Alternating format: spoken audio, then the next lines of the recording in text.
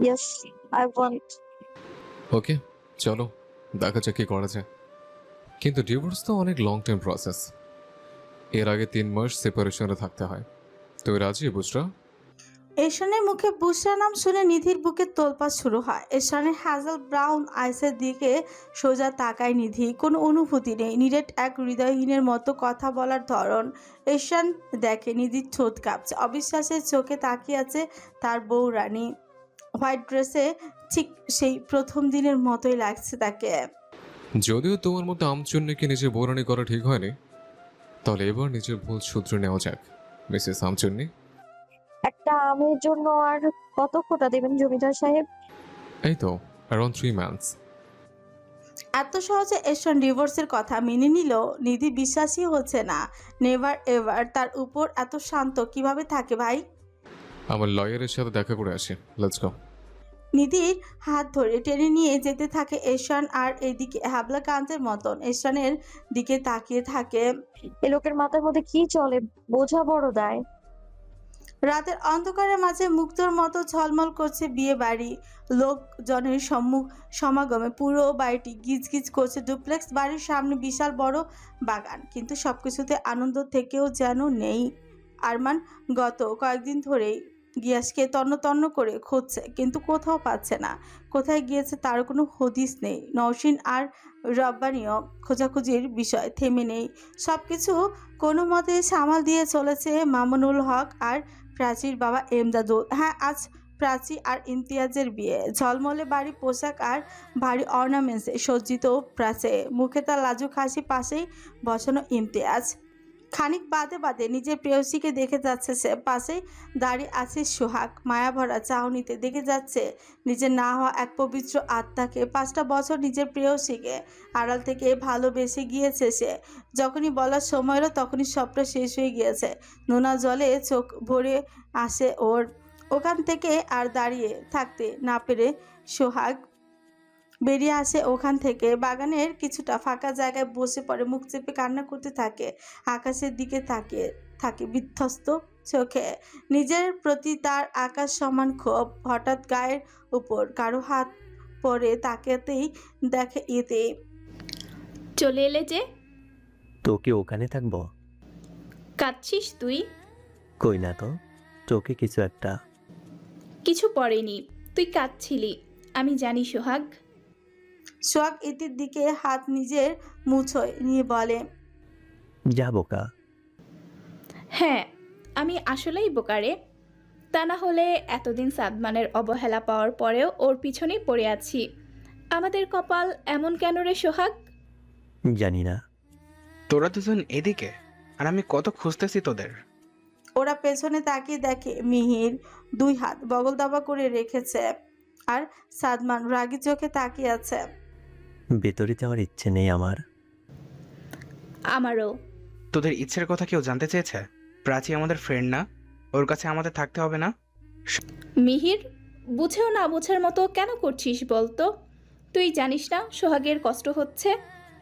তাহলে তুই কি করছিস? নিজের হাজবেন্ডকে তো পরও সময় দেওয়া যায় ইতি। এখন ভেতরে চল, কাজে সম্ভবত বিয়ে পড়িয়ে ফেলেছে। তোর সাথে না আমার এখন কথা বলতেও অস্বস্তি লাগে। কেন এমনভাবে নর্মালাইজ করতেছিস আমাদের সম্পর্কটাকে? তো তোরা হাজবেন্ড ওয়াইফ না? না, আমি আর সোহাগ একে অপরকে ভালোবাসি না, আমাদের একে অপরের এরকম হাজব্যান্ড ওয়াইফের কোনো সম্পর্ক হয়েছে। আমরা শুধু পরিস্থিতির শিকারের কারণে আজ এখানে, তাও সবটা তোর গাফিলতির কারণে। কিন্তু একটা কথা কি জানিস সাদমান, যে বুঝতে চায় তাকে বোঝানো যায়, কিন্তু যে বুঝতে চায় না তাকে কখনোই বোঝানো যায় না। তুইও এসব বুঝতে পারবি না। একটানা কথা বলে ইতি কিছুক্ষণ হাঁপায়। মিহির ওকে ধরে নেয়। শান্ত হয় ইতি। সাদমান হয়তো কিছু বলতেই যাবে, তার আগে সোহাগ ইশারা না করে দেয়। কারণ মাসখানেক আগে একবার মিনি হার্ট অ্যাটাক হয়েছে ইতির। এখন আর কথায় কথায় রাগানো যাবে না। শান্ত হয়ে নেয় সাদমান, নরম সুরে বলে, ইতি বান্ধবী, চল প্রাচীর কাছে যাই, ও তোকে না দেখতে পেয়ে অস্থির হয়ে যাচ্ছে। সাদমান হাত ধরে ইতিকে টেনে নিয়ে যেতে থাকে, আর মিহিরকে ইশারায় সোহাগের কাছে থাকতে বলে। সাদমান আর ইতি ভেতরে ঢোকার মুহূর্তেই একটি ব্ল্যাক কালারের রয়্যাল ফ্যান্টম কার বাগানের ফাঁকা জায়গায় থামে। তার পেছন পেছন আরও কয়েকটি গাড়ি থামে, সাথে একটি লেজি বাইকার, মাথায় হেলমেট। পেছনে গাড়ি থেকে সবগুলো গার্ড নেমে বাগানের সামনে দাঁড়িয়ে যায়। রুহুল এসে এশানের গাড়ির দরজা খুলে দেয়। রাজকীয় আয়েসি ভঙ্গিতে গাড়ি থেকে নামে এশরান। ততক্ষণে এতগুলো গাড়ির শব্দ শুনে বিয়ে বাড়ির অতিথিরাও বাইরে দাঁড়ায়। এশরানকে দেখে কয়েকজন কানাঘোষা করে। উনি তো জমিদার এরশান খান বাহাদুর। ইমতিয়াজের বোনকে তো উনি বিয়ে করেছেন। নওশিনের বাপের বাড়ির সাথে এনাদের অনেক বছরের ঝামেলা। আরও কত কি কথা বলে ফিসফিসিয়ে এশরান নিজের হাতে গাড়ির দরজা খুলে দিল। নিধি বেরিয়ে আসে। আহা, কতদিন পর নিজের বাড়ির সামনে আসে সে, কি যে শান্তি লাগছে তা। ততক্ষণে বাইরে নওশিন, আরমান, রব্বানী, মামুনুল হক, ইমতিয়াজ সহ বাড়ির সবাই বেরিয়ে আসে। এশরানকে দেখে নওশিন এগিয়ে এসে লোক দেখানো হাসি হাসি মুখে বলে, হুজুর বাহাদুর, হঠাৎ গরিবের বাড়িতে আপনার পাড়া? আপনারা যে গরিব শুধু তাই নয়, ছোট লোক। তা না হলে একটা মতো ছেলে বিয়ে দিচ্ছেন, অথচ নিজের ছোট মেয়েকে ছাড়া। অপমানের মুখ থমথমে হয়ে যায় নওশিনের। চাপা গলা হুঙ্কার ছেড়ে বলে, ও আমার মেয়ে না। মা, তুমি এইভাবে কেন বলছো? যা কাণ্ড ঘটিয়েছিস, তারপরে তোর সাথে কিভাবে কথা বলবো আমি? সাবধানে কথা বলুন নৌসিন। ও শুধু আপনার মেয়েই না, আমার বউ, মানে বউরানী। ওর যথাযথ সম্মান আপনি দেবেন। আমার অর্ডার না মানলে আমি কত দূর যেতে পারি সেটা নিশ্চয়ই আপনার অজানা না। বলে নিধিকে উপস্থিত সবার সামনে কোমর জড়িয়ে ঠোঁটে ঠোঁট মিলিয়েই দেয়। সাদমান সাথে সাথে নিজের হাত মুঠো শক্ত করে নেয়, আর বাকি সবাই তাজ্জব বনে যায়। আর এদিকে রুহুল এক হাতে পকেটে থেকে বের করে নিজের চোখে চশমা শক্ত করে পরে আর বিড়বিড় করে বলে, দ্যাটস মাই বয়। বেশ কিছুক্ষণ পর নিধিকে ছেড়ে দিয়ে নিজের ঠোঁট জোড়া কামড়ে ধরে বলে, মজাই ছিল। শরীর ছাকিয়ে নিজেকে ছাড়িয়ে নিতে চাইলে পায় না নিধি। এতগুলো লোকের সামনে এই কাজটা কি করে বসলো এশরান? লজ্জায় নিধির মাথায় কাটা যাচ্ছে। ধর চেপে এশরানকে ফিসফিসিয়ে বলে, 11 বার ইন্নালিল্লাহ বলেন, ওয়াই? এতে হারানো জিনিস ফিরে পাওয়া যায়। কিন্তু আমার তো কিছু হারাইনি বউরানী। হারিয়েছে, আপনার লজ্জা হারিয়েছে। দোয়াটা পড়ুন, তাও যদি আল্লাহ দয়া করে লজ্জাটা ফিরিয়ে দেয় তো আমারই ভালো। আপনার এত বেহায়াগিরি আমি নিতে পারছি না একদমই। এত লজ্জা দিয়ে আমার কাজ নেই। জামা কাপড় পরার প্রয়োজন মনে করি এটাই যথেষ্ট। এশরান নিধির কানে কানে বলে কথাটা এদিকে তেড়ে আসে আরমান। চাপার আগে বলে, আপনি তো ফোর্স করে আমার ভাগ্নিকে বিয়ে করেছেন, এটা কি অন্যায় না? খান বাহাদুর কাউকে কৈফিয়ত দেয় না, আর তোর মতো নর্দমার কিটকে তো আরও না। বাই দ্য ওয়ে, নওশিন, আপনার জন্য একটা উপহার আছে। আপনার কোনো উপহার আমার লাগবে না খান বাহাদুর। কিন্তু আমার তো দিতেই হবে। এশরান হাত উঁচিয়ে দুবার তালি দেয়, সঙ্গে সঙ্গে লেডি বাইকাচি মাথায় থেকে হেলমেট খুলে বাইকের লুকিং গ্লাসের উপরে রেখে দেয়। বাইকের ব্যাক সিটে র্যাপিং করা একটি গিফট বক্স নিয়ে এশরানের সামনে দাঁড়ায়। এশরান একবার গিফট বক্সের দিকে তাকায়, আবার রব্বানির দিকে তাকায়। আপনার ভাগ্নের বিয়েতে উপহার এনেছে, I hope you like it. বলে চোখ মারে রব্বানিকে। এশরানের এমন আচরণে তাজ্জব বনে যায় রব্বানি। তুলতুল রব্বানির হাতে গিফট বক্সটি তুলে দিয়ে বলে, কথায় আছে না, কুমোরের ঠুকঠাক কামারের একঘা। এতদিন খান বাহাদুরের অনুপস্থিতিতে অনেক করেছেন, আজ থেকে সেগুলোর উপহার নেওয়া শুরু করুন। রব্বানির হাতে জোর করে গিফট বক্সটি তুলে দেয় তুতল। এইসব কিছুর মাঝ দিয়ে নিধি এবার নওশিনের কাছে যায়, জড়িয়ে ধরে বলে, আম্মু, তুমি আমার সাথে কেন কথা বলছো না? আমার দিকে তাকাও, দেখো আমার কত কষ্ট লাগছে। নওশিন জোর করে নিজেকে ছাড়িয়ে নিয়ে তাতে দত পিছে এশরানের দিকে তাকিয়ে বলে, ও আমার আপন মেয়ে না, ওকে আমি হসপিটাল থেকে দয়া করে এনেছিলাম, আর আজ সেই দয়ার জিনিস আপনার প্রাসাদের বউরানী খান বাহাদুর। কিন্তু সত্যি সত্যি অ্যাচেপ্টেড। সেদিন এইটা নিয়ে এশানের সাথে তার কথা কাটাকাটি হয়নি, আর জানতে পারলো সে সত্যি সত্যি ওদের কেউ না। মাটিতে বসে পড়ার আগে এশান ওকে ধরে ফেলে। নিধি এবার এশানের কলার ধরে ঝাঁকিয়ে বলে, আপনি একটু আম্মুকে বোঝান না, উনি যেন আমার সাথে এমন উল্টাপাল্টা কিছু না বলে। আমার কত কষ্ট হয় জানেন জমিদার সাহেব, বলুন না ওদেরকে। এহসান শান্ত হয়, নিধির মাথায় হাত বুলিয়ে কানে কানে বলে, তুমি কি বোকা? ওরা তো স্বার্থপর, তোমার আইডিয়াও নেই। ওরা আবার অন্য কাউকে অ্যাডপ্ট করবে? ট্রাস্ট মি বৌরানী, তুমি ওদের মেয়ে, আমার সাথে বিয়ে হওয়ার জন্য এমন করছে। আমরা কয়েক মাস দিয়ে পড়াশোনা থাকি, ডিভোর্সটা হয়ে গেলে ওরাও তোমাকে মেনে নেবে। সত্যি? আমি কখনো মিথ্যা বলি? তুমি গাড়িতে গিয়ে বসো, আমি আসছি, একটু কাজ আছে। কাজটা সেরেই আমরা লয়ারের কাছে যাব। তুমি ডিভোর্স চাও তো? আমি সেটাই দেব। নিধির চোখে পানি মুছে দিয়ে কপালে আলতো চুমু খেয়ে বলে, লক্ষ্মী মেয়ের মতো গাড়িতে গিয়ে বসো। তুতুলকে ইশারা নিধিকে নিয়ে যেতে বলে। তুতুল আলতো করে নিধির কাঁধ ধরে উঠিয়ে নিয়ে গাড়িতে বসিয়ে দেয়। নিধি গাড়িতে উঠে গেলে এহসান এবার নিজের পকেটে হাত দিয়ে নওশিনের কাছে আসে, তীক্ষ্ণ চোখে বলে, এই মুহূর্তে ওর মৃত্যু পর্যন্ত ওর একটাই পরিচয়, ও আমার বৌরানী। আমার সন্তানের মা ছাড়া ওর আর অন্য কোনো পরিচয় নেই, থাকবেও না, আর তার দরকারও নেই। কিন্তু আমার বৌরানীর দিকে আর একবার যদি কথার বান মারেন, আই সোয়ার ওই জীব আমি টেনে ছেড়ে ফেলব। আজকে থেকে আগন্ত বংশের সাথে আমি প্রকাশ্যে যুদ্ধ ঘোষণা করলাম। চাইলে এখনই খেলা শেষ করতে পারি, কিন্তু না, অ্যাস্ট্রন খান রেখে রেখে খাওয়া পছন্দ করে। আমার সত্য আমি নিয়েই ছাড়ব, পারলে আটকে দেখান। কথা শেষ করে নিজের গাড়িতে উঠে বসে। তাকিয়ে দেখে নিধি অঘোর ঘুমে তলিয়ে আছে। না, ঘুম বললে ভুল হবে, তুতুল ওকে ক্লোরোফর্ম দিয়ে অচেতন করে রেখেছে। এহসান নিধিকে নিজের কোলের মাঝে নেয়। সামনে ড্রাইভিং সিটে রুহুল ড্রাইভ করছে। এহসান নিধির গোলাপি ঠোঁট দিকে তাকিয়ে থাকে কিছু সময়, তারপরে নিধির হাতের আঙুলে হালকা কামড় দেয়। সামনে লুকিং গ্লাসে এসব দেখে রুহুল বলে, আস্তে, আমার সামনেই শুরু করিস না। তুই না হয় একটু দেখলে, সারা জীবনে তো আর করতে পারলি না। তাতে কি বাবা হওয়ার সুখবর দিতে পেরেছিস? আরে এত তারা কিসের, বাচ্চা বউ আমার, আগে চিল করে নেই, তারপরে না হয় পিতা ডাক শুনবো। হ্যাঁ, জমিদারের নাতি, তোর সাথে কথাই পারা যাবে না। গাড়ি এয়ারপোর্টের দিকে ঘোরা। কই যাবি? কৈফত যাচ্ছিস? জমিদারের নাতি, আমার ভুল হয়ে গেছে, মাফ কর। আর দয়া করে বল কই যাবি, বলে আমাকে উদ্ধার কর। না হলে তোর বড় বউ বেগম রানী মানে আমার দাদিজানকে কি জবাব দেব? বলে দিস আমরা সেপারেশনে যাচ্ছি। রুহুল কথার মানে বুঝতে পারে, কপালে হাত দিয়ে বলে, একটু সাবধানে। হ্যাঁ, ওই দিক থেকে আর উত্তর পায় না রুহুল, তাই নিজের আপন মনে ড্রাইভ করতে থাকে এয়ারপোর্টের দিকে। বাগানের ভেতর থেকে এহসানের গাড়িটি চলে যায়।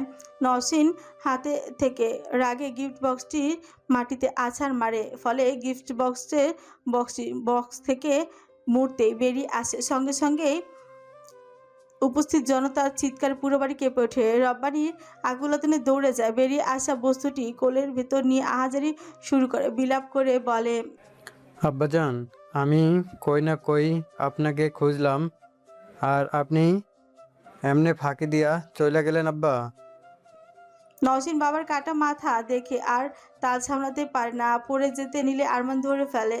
এদিকে চোখের সামনে অমন বিভৎস জিনিস দেখে ইতির শরীর খারাপ করতে শুরু করে, হাত কাঁপতে শুরু করে। কেউ খেয়াল না করলেও সোহাগ ঠিকই খেয়াল করে, ইতিকে বুকের মাঝে চেপে ধরে বলে, ভয় নেই ইতু পাখি, আমি আছি তো।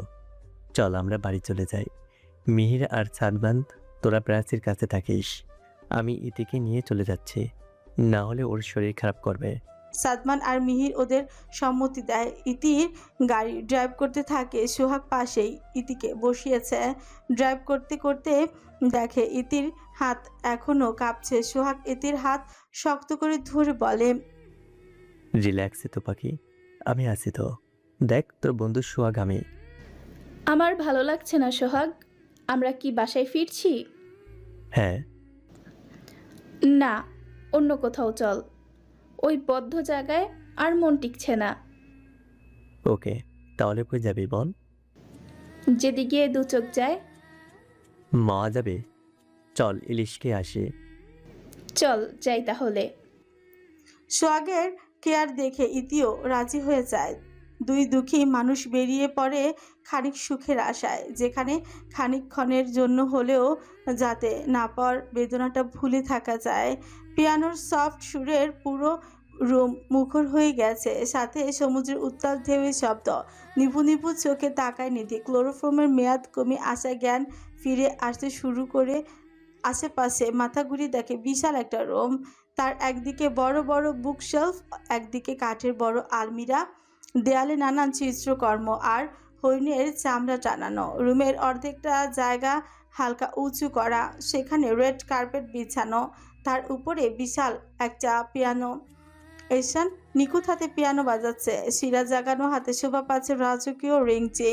এশানের মাথার উপরে ঝুলছে একটা বিশাল সোনালী রঙের ঝাড়বাতি। নিধি মখমলের নরম বিছানার চাদরে বেড আস্তে আস্তে উঠে বসল। লম্বা চুলগুলো নরম বালিশের উপরে লতার মতন ছড়িয়ে আছে। গায়ে থেকে ব্ল্যাঙ্কেট ছড়িয়ে বেড থেকে নামতে গিয়ে দেখে শরীরের আগের জামাচ্ছি নেই, তার বদলে ওপেন শোল্ডারের একটি হোয়াইট গাউন পরা। হাতাগুলো কাঁধের নিচে নেমে এসেছে, গলা আর হাতায় ক্রিস্টাল ডায়মন্ডের কাজ করা। নিধি বুকের বিউটি বোনের দুটো ব্ল্যাক ডায়মন্ডের পেন্ডেন্ট ঝুলছে। বিছানা থেকে ছেড়ে খালি পায়ে এশানের দিকে পা বাড়ায়। গাউনের এক পাশটা কাটাই ছিল, ফলে নিধির ধবধবে সাদা মোলায়েম পায়ের উরু দেখা যাচ্ছে। আস্তে আস্তে এশানের কাছে যায়। এশান তখনও এক মনে পিয়ানো বাজাচ্ছে। নিঃশব্দে সেখানে দাঁড়ায় নিধি। আচমকায় পিয়ানো বাজানো বন্ধই করে দেয় এশরান।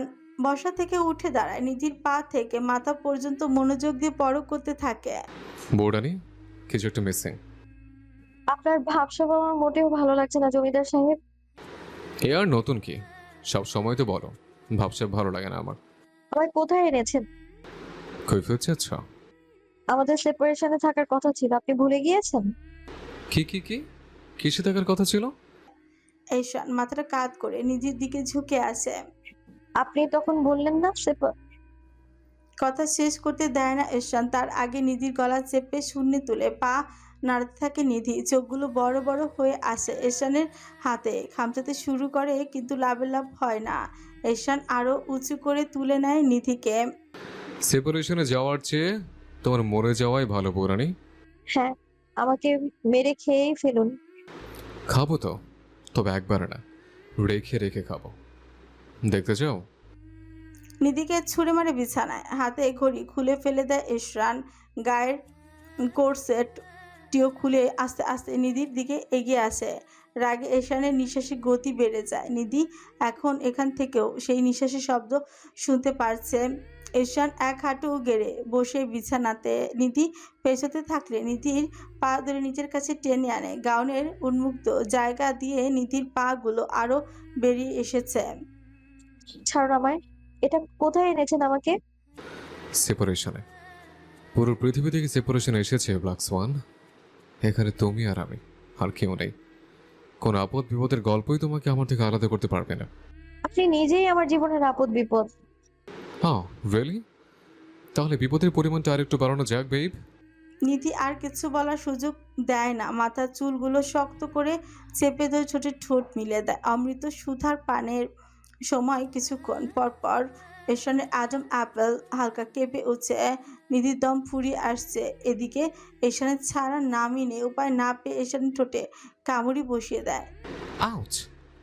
নিধির ঠোঁট ছেড়ে দিয়ে নিজের চোচে হাত দিয়ে দেখে হাতের আঙুলের ব্লাড লেগেছে। এই সুযোগে নিধি আরো পিছিয়ে যায়। এশান ব্লাডটা শুষে নিয়ে নিধির দিকে এগিয়ে যায়। হালকা ফিজেল হাসে, ফলে এশানের ক্যানাইন দাঁতগুলো ঝলকে ওঠে। নিধির কপালে আসা হালকা চুলগুলো কানের পিছনে গুজে দিয়ে সরিয়ে দেয়। Nice try. আমি তো এটাই চাই তুমি আমাকে আদর করতে করতে রক্তাক্ত করে দাও। আমার ভয়ঙ্কর প্রেম পাচ্ছে বৌরানি। তাকিয়ে দেখো, ছোট জমিদার কতটা বড় হয়ে গেছে। এশানের কথার মানে প্রথম দিকে না বুঝলেও পরে প্যান্টের দিকে তাকিয়ে অন্যদিকে চোখ ফিরিয়ে নিয়ে বলে, আস্তাগফিরুল্লাহ। এশান নিধির হাত নিয়ে প্যান্টের মাঝ বরাবর রেখে চোখ বন্ধ করে বলে, সাথে don't talk, just feel it. সাথে হাত সরিয়ে নিয়ে বলে, আস্তাগফিরুল্লাহ। যা শুরু করেছেন আপনি, আল্লাহর গজব না যেন পড়ে। বউয়ের হক আদায় করলে গজব পড়ে না, বরং নাজাত মেলে। এশানের কাছে যেতে থাকে নিধি। পা দিয়ে এশানের বুকে চেপে ধরে বলে। কাছে আসবেন না। এশান পায়ে হালকা করে চুমু খেয়ে বলে। দেখো, স্ত্রীর উচিত স্বামীকে খুশি করা। এটা সব আছে বউরানি। আপনার হাদিস শোনার জন্য বসে নেই আমি। আরে কিসে বউ, হ্যাঁ? যেখানে বিয়েটাই আমি মানি না সেখানে আবার বউয়ের হক আসে কই থেকে? নিধির কথায় ক্ষেপে যায় এশান, এক জল লাগিয়ে দেয়। ফলে বিছানার কোনো কোণার সাথে মাথা লেগে বেশ খানিকটা ব্যথা পায়। এশান গাল চেপে ধরে বলে। তোকে আমি যতই কমফোর্ট জোনে আনার চেষ্টা করি তুই ততই ঘাওড়ামি করিস। আর কি বললি? বিয়ে মানিস না? তোর মানতেও হবে না। আমার যা করার আমি আজ করবই। তুই মরিস কাটিস, তোর উপর দিয়ে আজকে যদি আমি সোনামি না ধরে দেই তো আমি অ্যাস্ট্রন ইলহান খান বাহাদুর না। এশানের নিধির পায়ের কাছে ঝুলে আসা গাউনের পাতলা কাপড়টি টেনে ছিঁড়ে দেয়। নিধির মুখ বাঁধতে বাঁধতে বলে। বড্ড বাজে বকা তুমি, তাই মুখ বাঁধলাম। সরি বউ, কাজ শেষে খুলে দেব। নিধি মুখ দিয়ে গোঙানির মতো শব্দ করে। শরীর দুলে উঠে নিধির, ফলে পায়ের নাজুক অংশের লাল তিল দেখা যায়। এশান এবার ধরে আসা চোখ সেই দিকেই তাকায়। নিধিকে নিজের বিছানার সাথে চেপে ধরে তিলে মুখ ডুবিয়ে দেয়। প্রথমে জিহ্বাতি লেহন করলেও মন ভরে না তার। খানিকটা সময় নাক ঘষে তাকিয়ে থাকে। হঠাৎই তিলের প্রতি খুব জেলাসি কাজ করে। আর কোনো জায়গা পেলে না? এই জায়গাতেই হতে হবে। দাঁড়া, তোকে মজা দেখাচ্ছে। আচমকায় কামড়ি বসিয়ে দেয়। জিহ্বায় রক্তের নোনতা স্বাদ পায় এশান। নিধি কেঁদে দেয়, মনে মনে ভাবে। একটা মানুষ এমন জানোয়ার হয় কি করে? নিধির কান্নার গোঙানি এশানে কানে আসে। মাথা তুলে দেখে নিধি কাঁদছে। মনটা কেমন করে যেন ওঠে এশানে। নিধির গাল দুটো আলতো করে ধরে। খুব ব্যথা পেয়েছে বৌরানি, কিন্তু আমি কি করব? আমার অনেক জেলাসি কাজ করছে। আর একটু বেশি কাঁদাবো তোমায়, ঠিক আছে? জান আমার। বাচ্চাদের মতো সুন্দর করে কথা বলে এশান। নিধির মাথা ফেটে যাচ্ছে। এই কোন পাগলের পাল্লায় তালে পড়লো সে। এই মনে হচ্ছে তুফান বয়ে হয়ে চুরমার করে সব করে দিবে। আবার মনে হচ্ছে কত যত্নশীল। আবার মনে হচ্ছে এই বাঘের চেয়ে হিংস্র। না, এসব আর নিতে পারে না নিধি। এশান আবারও বলতে শুরু করে। এসব খুলে ফেলো। এগুলো কেন তোমার জড়িয়ে ধরবে? তোমাকে জড়িয়ে ধরার অধিকার শুধু আমারই। এলোমেলো চোখে এশান নিধির জামা টানতে থাকে। ডায়মন্ডের খাঁচের সাথে এশানের হাতে খোঁচা লাগিয়ে। কত বড় সাহস আমার হাতে কোচে লাগায়! দাঁড়া। উম্মাদ এশানকে দেখে এবার নিধির সত্যি সত্যি মনে হয় এই লোক যতই সবার সামনে ভালো সাজার নাটক করে না কেন, সে একটা সাইকো, উম্মাদ আর বদ্ধ পাগল। তা না হলে কেউ এই জড় বস্তুকে নিজের প্রতিদ্বন্দ্বী ভেবে এসব করে? কিন্তু নিধির চোখে শুধু ভয়। পেছনের দিকে হাতড়াতে হাতড়াতে বেডসাইড টেবিলের উপর হাত চলে যায়। হাতের নাগালে একটি ফ্লাওয়ার বাস পায়। এদিকে এশানের পাগলামি বেড়েই যাচ্ছে। তাই আর কোনো পথ না পেয়ে সোজা এশানের মাথায় বাড়ি দেয়। মাথা ধরে বসে পড়ে এশান। গলগলিয়ে কান বেয়ে রক্ত পড়তে থাকে। মাথা ঝিমিয়ে আসে। আবছায়া চোখে দেখে নিধি দৌড়ে চলে যাচ্ছে। মাথা হালকা ঝাঁকিয়ে উচ্চস্বরে হাসতে হাসতে বলে। Run run little doll. আমি জানতাম তুমি সহজে ধরা দেওয়ার মানুষ না। আমি দেখি তুমি কত দূরে যাও। এর শেষ আমি দেখিয়ে ছাড়বো। পেছন থেকে এশানের অজ্জ হাসি কানে আসে নিধির। মুখে বাঁধন খুলে দরজা খুলে সিঁড়ি বেয়ে নামে। সিঁড়িগুলো আগেকার দিনের পুরাতন ধাঁচের। ওপর থেকে গোল হয়ে নিচের দিকে নেমেছে। সিঁড়ির এই দিকটা লাইট বা জানালা কিচ্ছু নেই। তাই অন্ধকারের আন্দাজে দৌড়চ্ছে যাচ্ছে সে। শেষ সিঁড়ির ধাপটা আন্দাজ করতে পারে না। ফলে কিছু একটার সাথে বেঁধে পড়ে যায় কোনো শক্ত কিছুর সাথে। প্রচণ্ড ব্যথা পেলেও হাল ছাড়ে না। কোনো মতে উঠে দাঁড়ায়। জায়গাটার ধরন আন্দাজ করতে পারছে না, তবে যতদূর মনে হচ্ছে কোনো শক্ত মোটা পাটাতন বিছানো। অন্ধকারে হাতড়াতে হাতড়াতে বের হওয়ার রাস্তা খোঁজে, কিন্তু পায় না। বুঝরা? অন্ধকারে বুক চিরে এশানের কণ্ঠ ভেসে আসে। কি ভয়ঙ্কর সেই হুঙ্কার!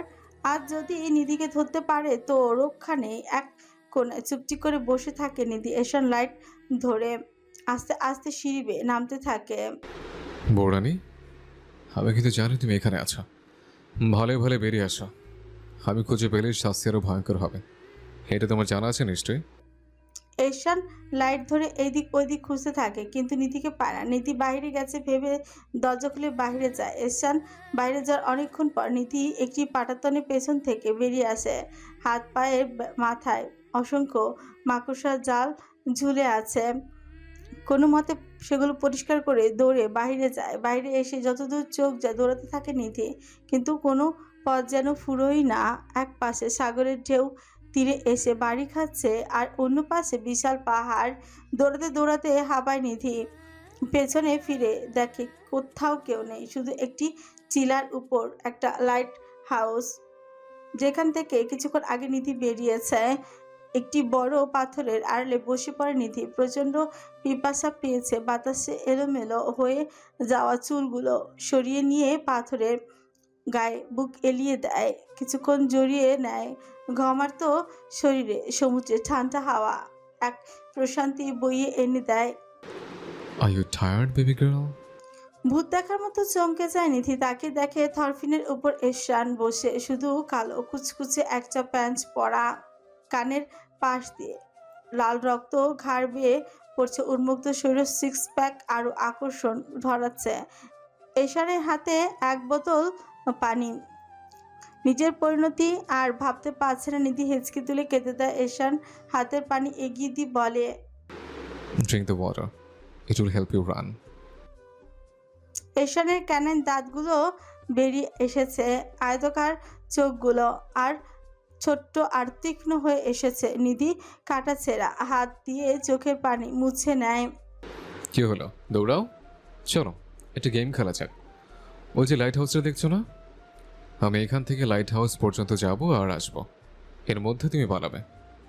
এই যে তোমার মাথার উপরে সূর্য দেখতে পাচ্ছ, এটা সমুদ্রের বুকে তলিয়ে যাওয়ার আগে, অর্থাৎ সন্ধ্যার আগে যদি আমি তোমাকে খুঁজে পাই তাহলে তুমি আমার, আর যদি না পাই তাহলে তুমি মুক্ত। তুমি রেডি? আপনি যদি আমাকে না পান তাহলে সত্যি সত্যি ছেড়ে দেবেন তো জমিদার সাহেব? Of course babe. নিধি পাথরের উপর থেকে উঠে বসে, পায়ে পেশিগুলো টান ধরেছে, কিন্তু এসবে পাত্তা দেয় না নিধি। হাত ছেড়ে বলে, ওকে আমি রাজি। নিধির কথা আবারও মুচকি হাসে এরশান। এক হাত দিয়ে লাগামহীন থরফিনের কেশর টেনে ধরে নির্বাক। থরফিনও যায় মালিকের ইশারায়। গগন বিদারী ডাক দিয়ে ছুটতে থাকে দূরের ওই লাইট হাউসের দিকে। এরশানের যাওয়ার দিকে কিছু পলক তাকিয়ে থাকে। সময় বেশি নেই। নিধিও দরজায় ওই দূর পাহাড়ের দিকে, যেখানে ঘন জঙ্গলের মাঝে নিজেকে ঢেকে রাখা যাবে। নিজের ব্যাগপত্র গুছাচ্ছে হিমি। কালি এসেছিল নিধির কাছে, তবে ওকে আর পায়নি, তাই কালি চলে যেত, কিন্তু কোনো এক শাম পুরুষের মায়া আটকেছিল। কত পাগলামি না করেছে সে, কিন্তু তাতে সেই নিষ্ঠুর পাষাণ পুরুষের মনটা আর গলেনি। প্রভা আর নূরজাহান অনেকবার বুঝিয়েছে থাকতে, কিন্তু মন টিকছে না আর। বাড়ি গেলে মাকে কি জবাব দেবে হিমি, সে চিন্তাও বারবার কুড়িয়ে কুড়িয়ে খাচ্ছে তাকে। একা একা যাস না হিমি। একা যে হতে এসেছি তো একাই তো যেতে হবে, তাই না? লাগেজের চেন আটকে ছোট্ট একটা নিঃশ্বাস ছাড়ে। আন্টি কোথায় প্রভা? ওনার কাছ থেকে বিদায় নিয়ে যেতে হবে। মা একটু বিজি। বাবার আপা সেদিন আমেরিকায় গিয়েছে, কিন্তু আপা এখানে আসার জন্য বারবার জোর করছে। আম্মা তাই ওদের সাথে কথা বলছে। ও তাহলে তো আর দেখা হলো না। তুমি বসো, কাল যেও। আজ হোক কাল হোক যেতে তো হবে প্রভা। যত দ্রুত যাব ততই নিজেকে গুছিয়ে নিতে পারবো। লাগেজ সাথে নিয়ে দরজায় পা বাড়ায়। তুই রুহুল ভাইজানকে ভালোবাসিস তাই না হিমি? পা আটকে যায় হিমির। কান্নাগুলো দলা পাকিয়ে আসে। ওনার সাথে পাগলামি করিস না হিমি, উনি কখনোই তোকে মানবে না। তোকে কেন, পৃথিবীর কোনো নারীকেই সে মানবে না, কারণ কোনো এক নারীর প্রতারণায় সে পুরো নারী জাতিকে ঘৃণা করে। নিজের শ্যাম পুরুষের মনে অন্য নারীর বাস শুনে পায়ের তলার মাটি সরে যায়। চোখের দৃষ্টি বর ধরে রাখতে পারছে না আর ভাঙা ভাঙা গলায় বলে, তাতে আমার কি? আমি তো কাউকে ভালোবাসতাম না, শুধু ওনাকে ছাড়া। ভালোবাসি আর বেশিই যাব। ভালো থাক প্রভা। আর এক মুহূর্তও দাঁড়ায় না সে, হনহন করে বেরিয়ে পড়ে। আসার সময় নিধির সাথেও দেখা করে না, আর সে একই ছাদের তলায় এই লোকটার সাথে থাকতেই পারবে না। বাইরে এসে খান ম্যানশন এর সামনে ফাঁকা জায়গাটায় অনেকগুলো গার্ডকে পুশ আপ দিতে দেখে হিমি। ওদের সামনে দাঁড়ানো রুহুল, চোখে চশমা, শান্ত ভঙ্গিতে দাঁড়িয়ে সবাইকে ইনস্ট্রাকশন দিয়ে চলেছে। হিমি নিজের চোখের পানি মুছে নেয়, লম্বা সতেজ নিঃশ্বাস নিয়ে নিজেকে ঠিক করে রুহুলের দিকে আগায়। মিস্টার রুহুল আমিন। ইয়েস। পেছনে ফিরে তাকিয়ে দেখে হিমির হাতে ব্যাগপত্র। বুঝতে বাকি থাকে না সে চলে যাচ্ছে। কিছু বলবেন হিমি? অনেক কিছুই বলার ছিল, কিন্তু বলা হলো না, আর হবেও না। আমি ইম্যাচিওর, আপনার মতো অত পারফেক্ট নই যে গুছিয়ে কথা বলবো। তারপরেও বলি, শুনুন। কিছুটা থামে হিমি। রুহুল হিমির চোখে কষ্ট দেখতে পায়। বাহির থেকে বোঝাই যাচ্ছে মেয়েটা কান্না না করার চেষ্টায় আছে। সেদিনের অপমানের পর থেকে আপনার সামনে আসার কোনো ইচ্ছে ছিল না, কিন্তু ভালোবাসা আমাকে বেহায়া করে দিয়েছে। তাই সেদিনের মতো আজকেও নির্লজ্জ মেয়ে হয়ে বলছে, আমি সত্যি সত্যি আপনাকে ভালোবাসি রুহুল আমিন। না, আপনার মুখ থেকে কিছুই শুনতে চাই না।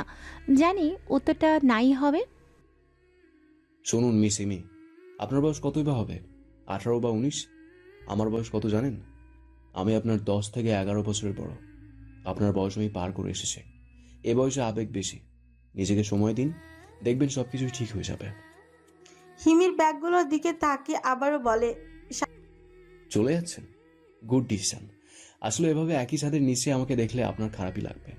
তার চেয়ে বড় নিজেকে সময় দিন, দেখবেন ঠিক হয়ে গেছে। সামনে দাঁড়িয়ে থাকা নিজের প্রিয় শ্যামপুরুষের মুখ থেকে নিষ্ঠুর কথাগুলো শুনে এবার সত্যি সত্যি কেঁদে দেয় হিমি। মানুষ কতটা নিষ্ঠুর হতে পারে আমি আপনাকে না দেখলে বোঝা যেত না রুহুল। আজ আমাকে বয়স নিয়ে কথা বললেন, বুঝিয়ে দিলেন আমি আবেগে পড়েছি, তাই না? আমি আর কখনোই আপনার সামনে দাঁড়াবো না। আপনি বললেন না আমি আবেগে পড়েছি, আবেগ কেটে যাবে। আমার আবেগ কেটে যাওয়ার আগেই আল্লাহ আমাকে মৃত্যু দিক।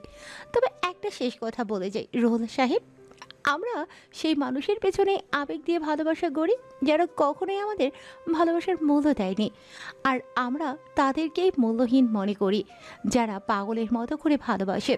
আলবিদা রুহুল আমিন, খেয়াল রাখবেন আমি হারিয়ে গেলে যেন পাগলের মতো খুঁজতে না হয়।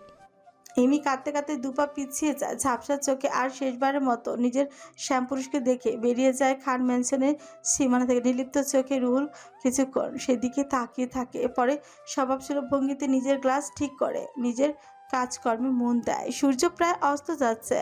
এদিকে অন্ধকারে ঘাপটি মেরে বসে আছে ভেতরের সেই কখন থেকে ঘাপটি মেরে বসে আছে নিধি।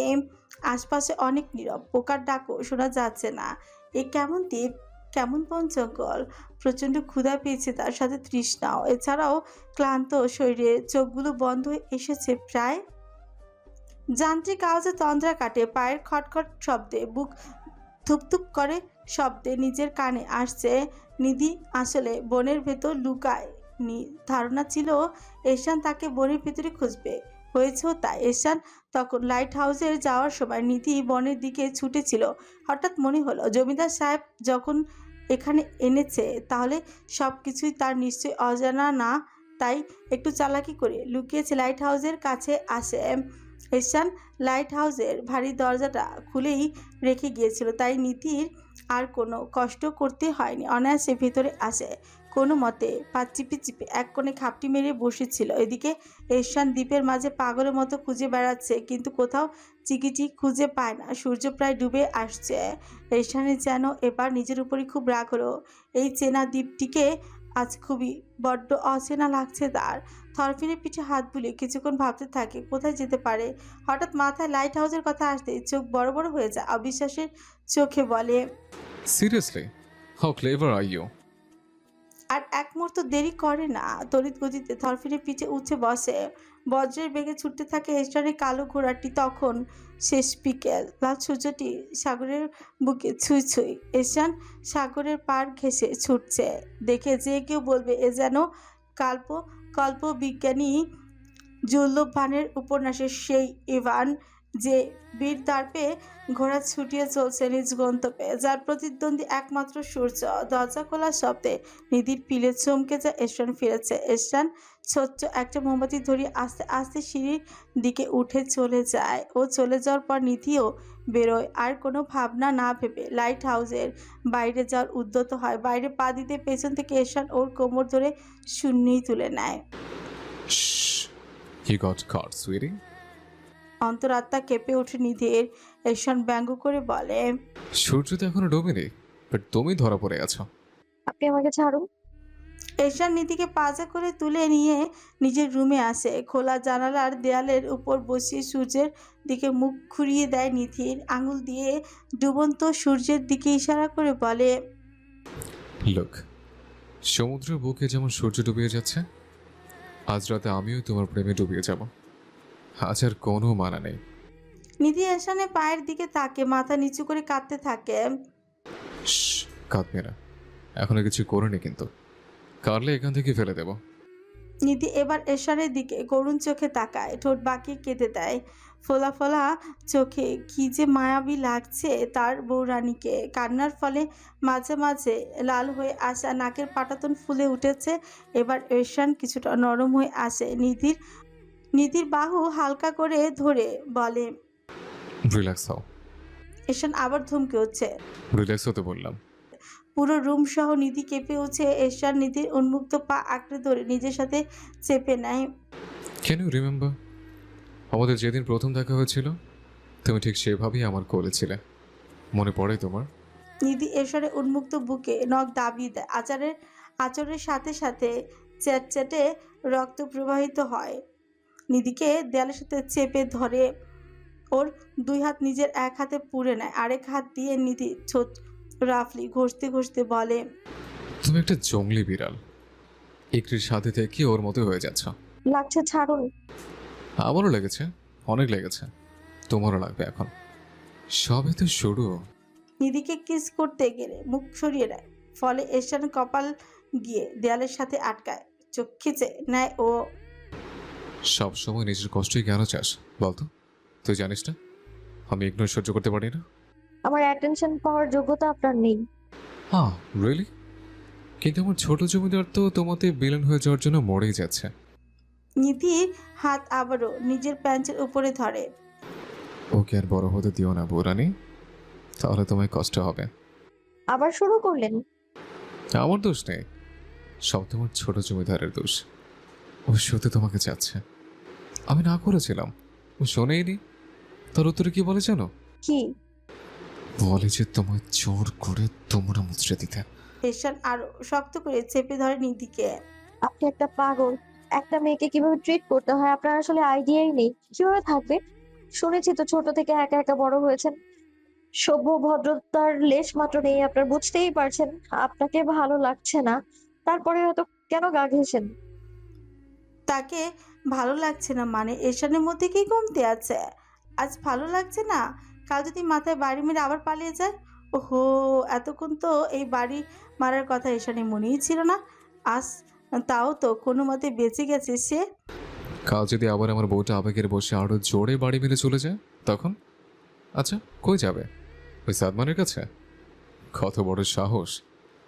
যেখানে আমার ফেলে দেওয়া টিস্যু কেউ ছোঁয়ার সাহস করে না, সেখানে ওই সাদমান আমার বউ নিয়ে চিনিমিনি খেলবে। ওকে তো আমি পরে দেখে নেব। তার আগে বউটা কি বললো? আমাকে ভালো লাগে না? এই জমিতে রেস্টুরেন্ট খানকে ভালো লাগে না? মাথা সেই পোকাটো কিলবিলি উঠছে মুহূর্তে, চেহারা রক্তিম বর্ণ ধারণ করে। নিধির গলা চেপে ধরে বলে, হাউ ডেয়ার ইউ! আমার বউ হয়তো অন্য পুরুষের কথা ভাবিস বুসরা? হ্যাঁ, কি আমি কখন অন্য পুরুষের কথা ভাবলাম? এশান আরো শক্ত করে গলা চেপে ধরে। শ্বাসকষ্ট শুরু হয় ওর। এশানের হাত গলা থেকে সরাতে চাইলেও পারে না। নিধির এক ফোঁটা চোখের পানি এশানের হাতে গিয়ে গড়িয়ে পড়ে। দেয়াল ছেড়ে নিজেকে করে তুলে নিয়ে বলে, Did you know this is a sex position? চলো এখান থেকে শুরু করা যাক। ছি, কি শুরু করলেন? আপনি আমার কাছেও আসবেন না। আমি কাছে না গেলে আমার বংশ নির্বংশ হয়ে যাবে বৌরানী, আর সেটা আমি কোনোদিনও হতে দেব না। টেনে ছিঁড়ে নেয় নিধির গায়ে অবশিষ্ট বস্তু। বুকের মাংস অংশের নিচে কাজল কালো একটা তিল আবিষ্কার করে। আহ, এসব জিনিস কেন উল্টোপাল্টা জায়গায় রয়? দেখলে ভালো লাগে? মাথা ধরেছে আমার। এশান তিলের দিকে তাকে গাঢ় নিঃশ্বাসে বলে, Will all these beauty spots kill me or not? নিজের জিহ্বাতি লেহন করে কামড়ে ধরে। তীব্র ব্যথা কুকে উঠে বেচারে। এসব কামড়াকামড়ি ছাড়া কি আর কিছুই পারেন না? আর অনেক কিছুই পারি, তুমি দেখবে। নিধি কথাটা অন্যদিকে বলেছিল, কিন্তু এই লোক তো পুরো তাই তার উল্টো। নিধির ব্যথাময় চিৎকারে এশান আরো একটু সায় পেয়েই গেল। আর বেশি একটা সময় নিল না, দেয়ালের সাথে চেপে নেয়। নিজের সাথে যা একটু বস্ত্র ছিল সেটাও দূরে সরিয়ে দেয়। নিধিকে উন্মুক্ত নিধি তার এশানকে দেখে বুঝে যায় শেষ, আর রক্ষা হলো না তার। তাও মাথা দিয়ে না করতে থাকে, কিন্তু এশান তো এশানই। এইসব না যেন তার উত্তাপে ঘি ঢালার মতো। এশানের নিঃশ্বাস ক্রমশ আগের চেয়েও কয়েকগুণ দ্রুত আর ভারী হয়ে এসেছে। নিজের কোমরে আরো চেপে নেয় নিধির সাথে ফিসফিসিয়ে বলে, Are you ready for this journey? আমি জানি তোমার কষ্ট হবে, but I don't care about it anymore. Let's fuck you. না প্লিজ ছেড়ে দিন, আমি এখনো প্রস্তুত না। But my dick is ready to fuck you. Look at him. নিধির ঘাড় ধরে নিজের নিচের দিকে তাকায়। এশানের পার্সোনাল জিনিসে এমন ভয়ঙ্কর অবস্থা। I can't take it. Shh. Don't you know how many types of sex positions there are? আতঙ্কে মাথা দিয়ে না বুঝায় নিধি। Okay, no problem. I will teach you. দাদা আমার এসব শিখতে হবে না। Shh. তুমি বেশি জানো? আমার টাইপের হতে গেলে শিক্ষার কোনো বিকল্প নেই। নিধিকে বিছানায় শুয়ে দেয়। নিধি উঠতে চাইলে নিজের শরীরে ভর ছেড়ে দেয় এশরান। Spread your legs. I can't stand it either. আজকের মতো ছেড়ে দিন না, আপনাকে আমার প্রচন্ড ভয় লাগছে। আজকে তোমার ভয় ভাঙানোর রাত। আমি মরেই যাব। চলো একসাথে মরা যাক। Let me in. এশরান আস্তে করে নিজের অংশ নিধির নাজুক জায়গা দিয়ে হালকা বিড়বিড় করে দোয়া পড়ে নেয়। নিধির হাত আরো শক্ত করে ধরে। বিসমিল্লাহ। ওমা না, আস্তাগফিরুল্লাহ। আমি মরে যাচ্ছি জমিদার সাহেব। Do you know what a sex position are you in? আমি জানি না আর জানতেও চাই না। নষ্ট পুরুষ, ওটা বের করে আনুন। ব্যথায় কাতরিয়ে ঘৃণায় মুখ অন্যদিকে নেয় নিধি। এশানের ছোট্ট হয়ে আসা কাতর চোখে নিধিকে বলে, You can't abuse me. It will drive me even crazier. I will never forgive you in my life. ইস, তুই বড্ড বেশি বকা। Wait. এই বিশেষ মুহূর্তে হাতের কাছে কি পাবে এশান, যেটা দিয়ে এই বোকা রানীর মুখ বন্ধ করা যায়? এদিক ওদিক তাকিয়ে হঠাৎ বিছানার চাদরের এক কোণা গোল করে নিধির মুখের ভিতর পুড়ে দিয়ে ওর হাত দুটো চেপে নেয়। এবার সে শান্তিমতো মুভ করতে থাকে। নিধির হাত আর মুখ দুটোই বাধা। ব্যথা আর রাগে এশানের দিকে তাকিয়ে থাকে, যা মোটামুটি ভালোই উপভোগ করে আমাদের নষ্ট জমিদার। প্রায় অনেকক্ষণ পর নিজের শরীর শান্তি সর্বোচ্চ দ্বারে পৌঁছে যায়। নিশাময় পুরুষালী কণ্ঠে নিজের শান্তি প্রকাশ করে এশরান।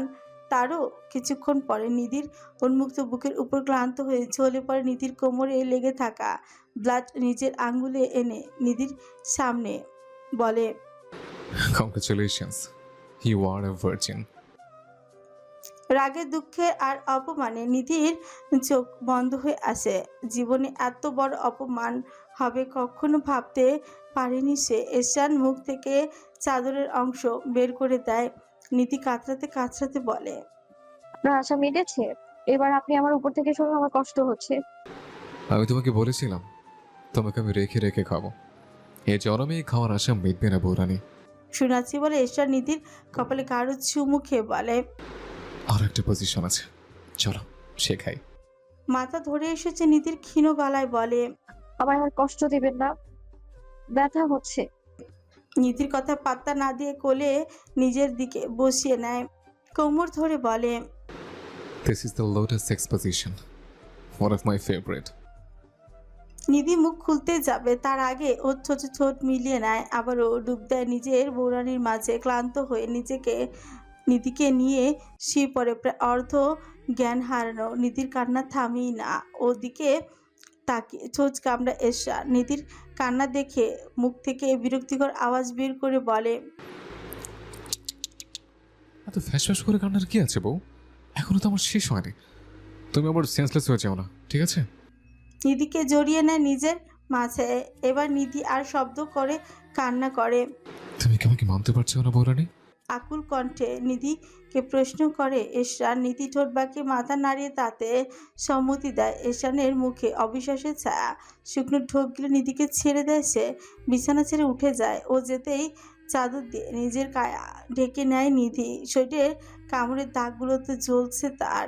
এই কেমন নরক যন্ত্রণা হলো তার। সরি বেব, আমি ভেবেছিলাম তোমার ফার্স্ট টাইমে জেন্টল থাকবো, but you don't deserve it. Nidhi তাকিয়ে দেখে এরশানের হাতে একটা হ্যান্ডকাফ, যা একটা অংশ আঙুলের ভেতরে নিয়ে রিংয়ের মতো নাচাচ্ছে সে। হাতে আরও কিছু BDSM এর জিনিসপত্র, যেগুলোর নাম তো দূরে চোখেও দেখেনি সে। হোয়াট? এটা দিয়ে কি করবেন? নিধি ভেবেছিল এরশান ওকে ছেড়ে দিয়েছে, কিন্তু তার আশার ঘরে এরশান আগুন দিয়েছে। নিধির কোনো কথা শোনার সময়ই নেই তার। হাত দুটো হ্যান্ডকাফে বেঁধে বেডের সাথে লাগিয়ে নেয়। নিধি পা দিয়ে পুনরায় এরশানকে হিট করতে গেলে এরশান স্পেয়ারটার বার দিয়ে দু পা লক করে ছড়িয়ে দেয়। এরশান এগিয়ে আসে নিধির কাছে। স্বভাবস্বরূপ নিধির গলা চেপে ধরে নিজের রাগে গজরাতে গজরাতে বলে, আমাকে নিয়ে যেহেতু তুমি স্যাটিসফাই না, come on then, satisfy me. রেগে গিয়েছে এরশান, মাথা কাজ করছে না। কত বড় কথা, তার বউ তাকে নিয়ে বিশেষ মুহূর্তে মানতে পারছে না। কান দিয়ে দুটো লাল হয়ে গিয়েছে এরশানের। এবার আর কোনো মায়া করেনি নিজের হিংস্রতা প্রকাশের বেলায়। সে বরাবরই দক্ষ, তাই এবার আর বিন্দুমাত্র ছাড় দেয়নি সে। সবটা উসুল করে নিল, নিজের শরীরের সর্বোচ্চ শক্তির ব্যবহার করেই নিল এরশান। নিধি আর হাত পা মুভ করতে পারে না। শত আর্তনাদ করেও লাভ হলো না। প্রায় শেষের দিকে নিধি ব্যথা সেন্সলেস হয়ে গিয়েছে। এরশান তৃতীয়বারের মতো শান্তির মুখ দেখতে পেল। রাগ কমে এসেছে তার। শান্ত চোখে নিধির বিবর্ণ হয়ে আসা মুখ দেখে কলিজা কেঁপে উঠছে। ঝোঁকের বসে সে একই করে ফেলেছে। জলদি হাত পা ছাড়িয়ে নেয়, ঠিক করে বালিশে শুয়ে দেয়। আশেপাশে সব কিছু দেখে অনুতপ্ত আর রাগে মাথার চুল খামছে না। এরশান কখনো চায়নি নিজের সোয়ানের বিরুদ্ধে যে এইসব করতে, কিন্তু এ পাজি খাটতারা বউটা যে তাকে বড্ড রাখিয়ে দেয়। হে বৌরানী, ওঠো। আমি কি খুব খুব ব্যথা দিয়েছে? নিধির থেকে কোনো উত্তর আসে না, আসার কথাও না। এরশানের পাগলের মতোই বলতে থাকে, আমার কি দোষ? তোমার ছোট জমিদার তো বেশি উগ্র হয়ে গিয়েছিল, সব তোমার দোষ। বেয়াদব, এত মধু খেতে চাস কেন বেয়াদব? বলে নিজের বিশেষ জায়গায় একটা চড়ি বসিয়ে দেয় সে। সমুদ্রের নীল জলরাশি ভেদ করে ভোরের আলো আসতে পড়ছে সমুদ্র তীরে। পাখিরা নীড়ে ছেড়েছে আরো আগে। কচি কিশালার উপর সূর্যের রশ্মি স্বর্ণের ন্যায় চকচক করছে। শরীরে ব্যথায় এদিক সেদিক নড়াচড়া করতে পারছে না। নিজের শরীরের আগের কাপড়টা আর নেই। সে জায়গায় আরামদায়ক নাই যে। কামড় দেওয়া জায়গাগুলোতে মেডিসিন লাগানো নিজেকে নিত্যদিনের মতোই এরশানের বুকে আবিষ্কার করে। আজকে আর আগের মতন শক্ত করে চেপে ধরেনি, বরং খুব আলতো করে নিজের কাছে ধরে রেখেছে সে। ফোলা ফোলা চোখে এরশানের দিকে তাকায়। গভীর ঘুমে তলিয়ে আছে চোখের ঘন পাপড়ি, বাতাসে হালকা দুলিয়ে উঠেছে। আরও একটু খেয়াল করে নিধি, গতকালের রক্ত শুকিয়ে গেছে। আলতো করে নিচে হাতটা এরশানের মাথায় রাখে। কাজের কাজ তো কিছুই করতেই পারেনি সে, শুধু লোকটাকে ভীষণ কষ্ট দিয়ে ফেলল। অথচ লোকটা নিজের খেয়াল না করে তার কত যত্ন করে। কতটা উন্মাদ হলে মানুষ এমন করে। বুকের মাঝে কেমন যেন কষ্ট হচ্ছে তার। বুক চিরে কান্না চলে আসে নিধির। আর ধরে রাখতে পারে না নিজেকে। শুরুতে চুপ করে চোখের পানি ফেলল। হঠাৎ এরশানের যখন ঘুমের মধ্যে ওর হাত নিয়ে চুমু খায়, খেয়ে নিজের গালের সাথে রাখে, আর নিজেকে ধরে রাখতে পারেনি না। শব্দ করে কেঁদে দেয় নিধি। কান্নার শব্দ নিধর কানে আসতে আধ বোঝা চোখে তাকায়। শুরুতে সেরকম কিছু বুঝতে না পারলেও পরক্ষণই ধরফড়িয়ে উঠে বসে এরশান নিধির পিঠ আগলে বুকের ভেতর নেয়। খুব ব্যথা করছে মাই হার্ট। রাতে কি বেশি ওয়াইল্ড হয়ে গিয়েছিলাম? সরি বৌরানী, খুবই ব্যথা করছে। বলো আমাকে, আমি ডক্টরটাকে। আকুল চোখে নিধির দিকে তাকিয়ে থাকে। ঘুম তার চলে গিয়েছে অনেক আগে। নিধি এশানের দিকে তাকায়, নিজের দুর্বলতা প্রকাশ করে না, শুধু কেঁদে কেঁদে বলে। পেট ব্যথা করছে জমিদার সাহেব। নিধির কান্নাও কেন যেন এশানের ভালো লাগে। কি সুন্দর ঠোঁট ফুলিয়ে কাঁদে মেয়েটা, কাঁদার সময় নাকটাও লাল হয়ে আসে। কিন্তু এসব দেখার সময় নেই এশানের। পেঁচে আলতো করে হাত রেখে বলে, এখানে হাত সরান জমিদার সাহেব, আমি একটু ফ্রেশ হব। কিছুটা বিরক্ত হয় এশান, কিন্তু রাগে না। রাগার সময় এটা না পাজা কোলে নিয়ে নেয় নিধিকে। ওকে চলো। আমি একা পারবো। বেশি কথা বলো না, কাল রাতের মতো অবস্থা করে ছাড়বো। আরো কিছু প্রতিউত্তর করে না নিধি, জানে এক বদ্ধ উন্মাদ। ওয়াশ রুমের দরজায় নিধিকে আলতো করে নামিয়ে দেয় এশান। নিধি আর কোনো কথা না বলে দরজায় বন্ধই করে দেয়। বেশ খানিকটা সময় নিয়ে কেটে গেলেও দরজা খোলে না। এশানের মাথায় অযথাই চিন্তা ঘুরপাক খাচ্ছে, যে খাটতারা বউ তার। দেখা গেল তাড়ামি করে যদি কিছু একটা করে বসে। দরজা বারবার ধাক্কা এশান। নিধি শাওয়ার নিচ্ছিল, কিন্তু এভাবে দরজা ধাক্কানোতে বিরক্ত হয়। কি সমস্যা আপনার? এত সময় লাগে কেন বোরানি? তুমি আমার উপর রাগ করে উল্টাপাল্টা কিছু করো না প্লিজ, আমি মরেই যাব। কি সব কথা বলেন আপনি? আমি শাওয়ার নিচ্ছি। আমিও নেব। আমি বের হবো আর একটু পর, তখন আপনি নেবেন। আমি তোমার সাথে শাওয়ার নিতে চাইবো। না, আপনার সাথে আমি শাওয়ার নিতে পারবো না। কেন? শাওয়ার নেওয়ার কাজ যদি একসাথে করতে পারে, তাহলে শাওয়ার কেন একসাথে করতে পারবো না? তুমি দরজা খোলো, তুমি দরজা খোলো, তাহলে এটা ভাঙতে কিন্তু আমার দুবার ভাববো না, বুঝরা? না, এ লোক আর শান্তি দেবে না তাকে। দুর্বল পায়ে দরজার কাছে যায়। অজ্ঞতা দরজাও খুলে দেয়। দরজা খুলতে দেরি, কিন্তু এশানের আসতে দেরি হয় না। ভেজা শরীরে নিধির সৌন্দর্য আরও দ্বিগুণ হয়ে গেছে। এশান নিচের কোমরে হাতে রেখে অন্যদিকে তাকিয়ে একটা নিঃশ্বাস ছাড়ে। নিধির দিকে আর তাকাতে চায় না, তারপরে বেহায়া চোখগুলো সেদিকেই তাকায় এক পলক। ঘন নিঃশ্বাসের বললেও গতিতে বলে, বুঝরা, তোমার জমিদার আবার একটু নষ্ট হয়ে যাবে, প্লিজ মানিয়ে নাও। নিধির বুকে ধক করে উঠে পেছাতে পেছাতে বলে, আপনি কিন্তু শাওয়ার নিতে চেয়েছেন। প্লিজ কথা বাড়িও না মাই হার্ট। আপনি ছুঁয়ে দিলে আমি সামলাতে পারি না জমিদার সাহেব। আস্তে আস্তে ঠিক হয়ে যাবে। শাওয়ার ছেড়ে দেয় এশান। ভিজে যায় নিচের কায়া প্রতিবারের মতন। এবারও নিধি হার মানে জমিদারের সাহেবের কাছে। শেষ পর্যন্ত না পেরে এশানের কাঁধে কামড়ি বসিয়ে দেয়, কিন্তু লাভের লাভ হয় না। দুদিন আগে বিয়ে হয়েছে প্রাচীর আর ইমতিয়াজের, কিন্তু বাড়ির পরিবেশ দেখে সেরকম মনেই হচ্ছে না। রব্বানির মৃত্যু যে সবটা কেড়ে আনন্দ কেড়ে নিগড়ে নিয়ে গিয়েছে। বাড়িতে আজ কেউ নেই, শুধু প্রাচী আর ওর বাবা ইমদাদুল হক। নওশিনরা কালই চলে গিয়েছে নিধির নানা বাড়ি, আর ইমতিয়াজ অনিচ্ছা থাকা সত্ত্বেও আজ সকালে ডিউটিতে চলে গিয়েছে। যদিও ছুটি নিয়েছিল সে, কিন্তু ইমার্জেন্সি হওয়ায় ছুটি ক্যান্সেল হয়ে গিয়েছে। বেলকুনির গ্রিল ধরে দাঁড়িয়ে আছে প্রাচী, হাতে মেহেদির রং এখনও গাঢ়।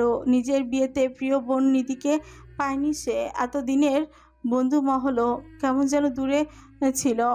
সাদমানটাও ছন্নছাড়া হয়ে গিয়েছে। নিজের প্রিয় মানুষটাকেও কাছে নেই। সব মিলিয়ে পাগল পাগল লাগে প্রাচীর। রুম থেকে ফোনের রিং আসে কানে। ধীর পায়ে রুমে যায়। আননোন কল ধরার আগে কল কেটে যায়। ফোন রাখতে গেলে আবারও কল আসে। কল তুলে নেয় প্রাচীর। হ্যালো, শুভ সকাল আমার প্রিয়তমা। ইমতিয়াজের কণ্ঠ। ফোনের নাম্বারটা আবারও চোখ বুলিয়ে নেয় প্রাচীর। নতুন সিম, এটা কবে নিয়েছো? আজই নিলাম। ওটা কথা না, কথা হলো বউটা কি আমাকে মিস করছে? না। বাহ, এতটাই স্ট্রং আমার বউ। যাক, এমনিতেই আমার বেশি একটা ছুটি হয় না। তুমি নিজেকে সামলিয়ে নিয়েছো, এটাই ভালো। ইমতিয়াজের বাচ্চা, তোর চাকরির গোষ্ঠী কি লাই? কেন কেন? আমার চাকরি তোমার কি করলো? চাকরি না ছাই, ওটা আমার সতী। কিন্তু তোমার সতী নই, তোমার ভরণ পোষণের দায়িত্ব নিয়েছে। ভালো লাগছে না, ফাজলামি বন্ধ করো। এই বউ, মিস করছো আমায়? অনেক। একটু কষ্ট করো পাখি। বাসায় এখন যে পরিস্থিতি, তোমায় আনতে একটু লেট হবে, তবে নিয়ে আসবো, এত ভেবো না। খেয়েছো? না। কেন? এমনি। না খেয়ে শুকিয়ে যেও না। আমার নাদুস নুদুস প্রাচীকেই ভালো লাগে। খবরদার না খেয়ে ওই টসটসে গাল দুটোকে শুকিয়ে ফেলো না। আমি কিন্তু রেগে যাব। ফিক করে হেসে দেয় প্রাচী। আরও কিছুক্ষণ কথা বলে ওরা। কল রেখে নিজেকে হালকা লাগে প্রাচী। এবার আবার কই যাবি ইতু পাখি? কেন? তুই বোরিং সোহাগ? তো দুদিন ধরে অমানুষ্য মতো ড্রাইভ করে যাচ্ছি, বাসে ফিরতে হবে না? ইস, বড় হয়েছিস আর এতটুকু করবি না? বর না হলেও এতখানি করতামই। ড্রাইভ করতে করতে বলে সোহাগ। আর একটা জায়গায় যাব, নিয়ে যাবি? হুকুম করুন ম্যাডাম। শায়লা আন্টির বাসায়।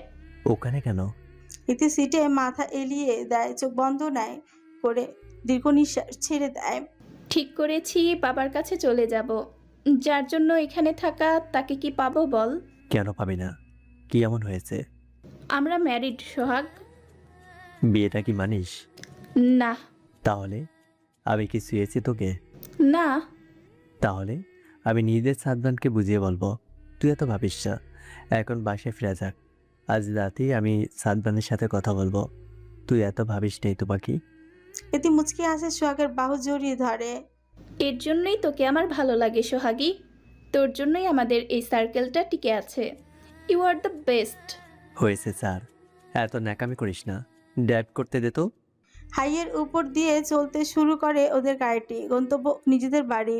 বাথরব পরে গুটিসুটি মেরে বসে আছে নিধি। কিছুক্ষণ আগে এশানোকে নিজ হাতে শাওয়ার নিয়ে দিয়েছে, রুমে এনে বসিয়ে রেখে নিচে আবার ওয়াশরুমে গিয়েছে বেচারি। গালে হাত দিয়ে জানালার দিকে তাকিয়ে আছে। বড় বড় পাখিগুলো প্রায় জানালার কাছ দিয়ে উড়ে যাচ্ছে। একটা পাখি জানালার ধারে এসে বসে। নিধি আস্তে আস্তে সেদিকে যায়। কি সুন্দর ধবধবে সাদা পালক, একটু ছুঁয়ে দেওয়ার ইচ্ছে জাগে তার, কিন্তু জানালার কাছে আসতেই পাখিটি উড়ে যায়। মন খারাপ হয়ে যায় ওর। কি হলো বৌরানী, এখানে কি করছো? পিছন ঘুরতেই দেখে এশান সদ্য শাওয়ার নিয়ে বেরিয়েছে। উন্মুক্ত বুকের উপর বিন্দু বিন্দু পানির ছচা, চুল দিয়ে চপচপ করে পানি পড়ছে। নিধির কাছে আসে, জানলার পাটাতনের উপর বসিয়ে দেয় নিধিকে। ওর হাতে টাওয়াল ধরিয়ে দিয়ে বলে, চুল মুছে দাও বৌরানী। আমি? আর কাউকে দেখতে পাচ্ছ? না মানে আমি কেন? এশান নিধির দিকে ঝুঁকে যায়, তীক্ষ্ণ দৃষ্টিতে নিধির চোখে চোখ রাখে। Anything wrong? একে তো এশানের উন্মুক্ত বুক দেখে মুখ কেমন যেন লাগছিল তার, এর উপরে আবার লোকটি এত কাছে। লোকটির শরীরে একটা আলাদা স্মেল আছে, যার ফলে পাগল পাগল লাগছে নিধির। গলাটার মধ্যে কেমন যেন খাঁচা খাঁচা লাগছে নিধির। অবশ্যই আসছে ওর। এহসান কিছুটা আন্দাজ করতে পারে নিধির ভেজা চুলে নাক ডুবিয়ে প্রিয় গন্ধ শুষে নেয় নিজের মধ্যে। হাস্কি ভয়েসে বলে, কি হলো, প্রেমে পড়ে যাচ্ছ মাই হার্ট? আমি মুছে দিচ্ছি, আপনি দাঁড়ান সোজা হয়ে। এহসান কিছুটা সোজা হয়, তবে পুরোটা দাঁড়ায় না, হালকা ঝুঁকে থাকে। মজা করে বলে, আমি সোজা হয়ে দাঁড়ালে তুমি আমার মাথা পর্যন্ত যেতে পারবে না। 5 ফিট 2 ইঞ্চি যে তুমি। ছোট বলে একটু ভালো করে খেলে আজ এই দিন দেখতে হতো না। লম্বা বউ দিয়ে কি করবেন? সিলিং ফ্যান ক্লিন করাবেন নাকি আজও? খেপে যাচ্ছ? আরো খেপো। তুমি খেপলে ভারী মজা লাগে আমার। অসভ্য। আর কথা বাড়ায় না নিধি, জোরে জোরে এহসানের মাথা মুছে দেওয়ার শুরু করে। আউচ! এহসান কিছুটা ব্যথার্থ কণ্ঠে শব্দ করে উঠছে। হাত থেমে যায় নিধির, জিজ্ঞাসা দৃষ্টিতে তাকায়। কি হয়েছে এখানে? নাথিং, তুমি তোমার কাছে চালিয়ে যাও। তাচ্ছিলে হাসি হাসে এহসান।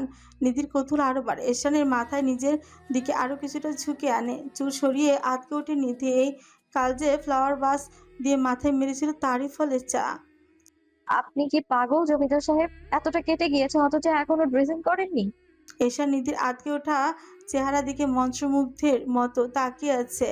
আর প্রিয় নারীকে যে সব রূপেই মানায়। এতটা মায়াবী কেন হতে হবে? আমি যে মায়ায় পড়ে যাই। নাটক করবেন না একদম। এটা ড্রেসিং করেননি কেন? আমার পার্টনার কি তোমার পার্টনারের মতো কেয়ার করে? ফার্স্ট এড বক্স কই? হ্যাঁ, তো ভনিতা করবেন না, আমি যা চাইছি সেটা কই? তুমি বসো, আমি নিয়ে আসছি। এহসান আলমিরা থেকে ফার্স্ট এড বক্স নিয়ে আসে। নিধি আর দেরি করে না, চট জলদি ডেটল দিয়ে ক্ষতস্থানটি ক্লিন করে। ইস, খুব ব্যথা হচ্ছে জমিদার সাহেব, এই তো ঠিক হয়ে যাবে। বলেই নিধি সেই জায়গাতে ফু দিতে থাকে। এহসানে ভালোই লাগছে, ঘাড় কাত করে নিধির দিকে তাকিয়ে বলে, আবার কবে মাথা ফাটিয়ে দিবা বুসরা? মানে না মানে মাথা ফাটিয়ে যদি এভাবে ড্রেসিং করে দাও, ট্রাস্ট মি, আমি 1000বার মাথা ফাটাতে রাজি। ততক্ষণে নিধির কাজ শেষ হয়ে আসে, বক্স গুছিয়ে এরশানের দিকে তাকিয়ে বলে, ইউ নো হোয়াট, আপনি একটা বদ্ধ উন্মাদ।